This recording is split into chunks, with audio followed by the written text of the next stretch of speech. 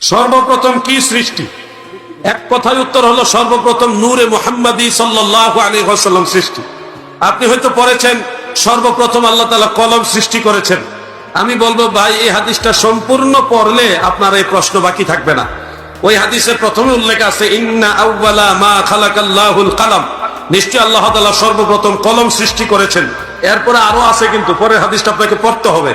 কলমকে আল্লাহ তাআলা সৃষ্টি করে বললেন উক্তুব, কলম তুমি লেখো। কলম জিজ্ঞাসা করলেন মা আকতুব ইয়া রাব্বি, হে আমার রব আমি কি লিখবো? আল্লাহ তাআলা বললেন উক্তুব, তুমি লেখো মা কানা ওয়া মা হুয়া কাইনুন ইলাল আবাদ, তোমার পূর্বে যা কিছু ছিল ওটাও লেখো এবং শেষ পর্যন্ত যা কিছু হবে সেটাও লেখো। তার মানে কলমকে আল্লাহ তাআলা বললেন তোমার পূর্বে যা কিছু ছিল তাও লেখো। তার মানে কলমের আগে অনেক কিছু ছিল। কলম আউয়াল মাখলুক হাকিকি দৃষ্টিতে নয়, এখানে আউয়াল শব্দটা আসছে